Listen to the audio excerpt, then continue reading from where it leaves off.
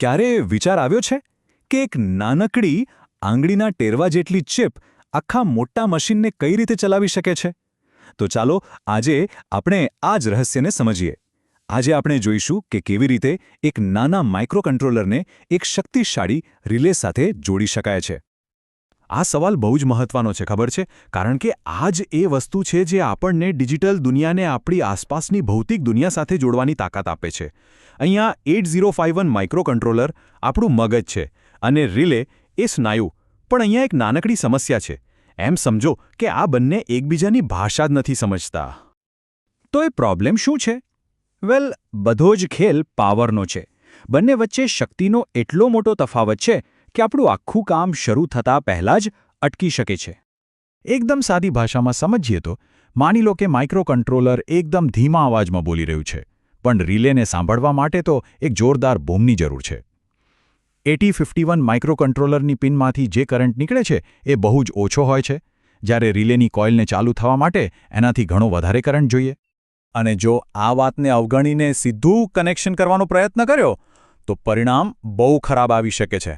એક કામ તો નહીં જ કરે, પણ ઉલટાનું માઇક્રોકન્ટ્રોલરને કાયમ માટે ખરાબ કરી શકે છે. અને એ ભૂલ બહુ મોંઘી પડી શકે છે. પણ જેમ દરેક વાર્તામાં એક હીરો હોય છે, એમ અહીં પણ છે. આપણા કિસ્સામાં એ હીરો છે એક નાનકડી ચિપ, જેનું નામ છે ULN2803. અને આ જ છે આપણી સમસ્યાનો જાદુઈ ઉકેલ. જો આ છે એ ચિપ. એના કનેક્શન્સ જોતાં જ ખબર પડે છે કે આ કેટલી કામની વસ્તુ છે. આ તો જાણે એક રોડમેપ જેવું છે, જે આપણને બતાવે છે કે માઇક્રોકન્ટ્રોલરનો ધીમો સિગ્નલ ક્યાંથી આવશે અને રિલે માટેનો શક્તિશાળી પાવર ક્યાં જશે. તો સવાલ એ છે કે આ નાનકડી ચિપની અંદર એવું તે શું છે? એવું શું છે જે આટલો મોટો પ્રોબ્લેમ સોલ્વ કરી દે છે? ચાલો એને જરા અંદરથી સમજીએ. અહીં જે દેખાઈ રહ્યું છે એ છે એની એક ચેનલની અંદરની સર્કિટ. અને એની ખરી ખૂબી એની સાદગીમાં છે. ખબર છે, ઇલેક્ટ્રોનિક્સની દુનિયામાં ઘણીવાર સૌથી સિમ્પલ દેખાતી વસ્તુઓ જ સૌથી પાવરફુલ હોય છે.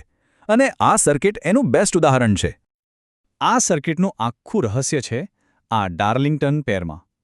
આને એક ઇલેક્ટ્રોનિક મેગાફોન સમજો. માઇક્રોકન્ટ્રોલરનો ધીમો અવાજ આના દ્વારા એટલો મોટો અને શક્તિશાળી બની જાય છે કે રિલે સુધી સ્પષ્ટ પહોંચી જાય અને એ પોતાનું કામ કરી શકે. તો આ ચિપમાં શું શું ખાસ છે? પહેલું તો એમાં એક નહીં પણ 8 ચેનલો છે. મતલબ કે એક સાથે 8 અલગ અલગ રિલે કંટ્રોલ કરી શકાય. બીજું કે એની 500 એમ્પિયર કરંટ હેન્ડલ કરવાની ક્ષમતા મોટાભાગના પ્રોજેક્ટ્સ માટે પૂરતી છે. અને સૌથી બેસ્ટ, એની અંદર રહેલા સુરક્ષા ડાયોડ. આ તો માઇક્રોકન્ટ્રોલર માટે એક બોડીગાર્ડ જેવું કામ કરે છે, જે એને કોઈપણ જાતના વોલ્ટેજ સ્પાઇક્સથી બચાવે છે. સારું, તો ઘણી બધી થિયરીની વાતો થઈ ગઈ. હવે સમય છે એક્શનનો. ચાલો હવે જોઈએ કે આ બધી વસ્તુઓને એકસાથે જોડીને વાયરિંગ કેવી રીતે કરવું. ઓકે, તો આ છે આપણી આખી સર્કિટ. પહેલીવાર જોતા કદાચ થોડું કોમ્પ્લિકેટેડ લાગે, પણ ગભરાવાની જરૂર નથી.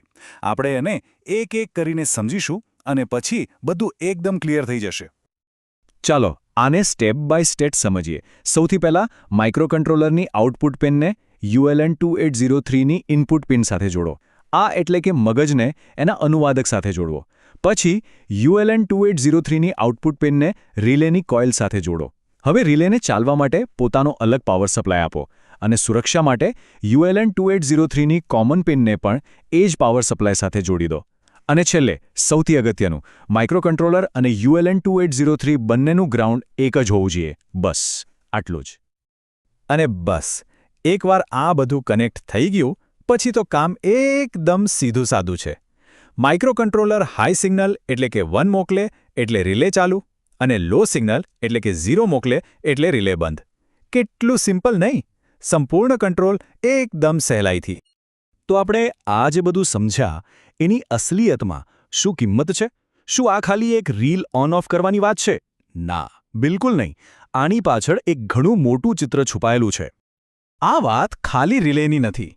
આ વાત છે ડિજિટલ મગજથી આપણી આસપાસની દુનિયાને કંટ્રોલ કરવાની, અને એ પણ એકદમ સેફ રીતે. આ જ કોન્સેપ્ટનો ઉપયોગ કરીને ઘરની લાઇટો કંટ્રોલ કરી શકાય, રોબોટિક આર્મ બનાવી શકાય, અરે આખું સ્માર્ટ હોમ સિસ્ટમ પણ બનાવી શકાય. આ તો એક ચાવી છે જે ડિજિટલ દુનિયાના દરવાજા ભૌતિક દુનિયા માટે ખોલે છે. તો ચાલો આખી વાતને ફટાફટ રિવાઇઝ કરી લઈએ. પહેલી અને સૌથી જરૂરી વાત, માઇક્રોકન્ટ્રોલર પોતે બહુ પાવરફુલ નથી હોતા. બીજી વાત, ULN 2803 જેવી ડ્રાઈવર આઈસી એના માટે એક એમ્પ્લીફાયર કે મદદગાર જેવું કામ કરે છે. ત્રીજું, આ લીત માઇક્રોકન્ટ્રોલરને મોટા કરંટથી બચાવે છે, જે બહુ જ જરૂરી છે. અને છેલ્લે આ ટેકનિક શીખ્યા પછી કેટલાય નવા પ્રોજેક્ટ્સ બનાવવાનો રસ્તો ખુલી જાય છે. અને આ બધું આપણને એક બહુ જ રસપ્રદ સવાલ પર લાવીને મૂકી દે છે. જો એક માઇક્રોકન્ટ્રોલર આટલી સહેલાઈથી રિલેને કંટ્રોલ કરી શકે, તો પછી એ બીજું શું કંટ્રોલ નહીં કરી શકે? Motors, high power LED, solenoid valve, ખરેખર શક્યતાઓનો કોઈ અંત જ નથી.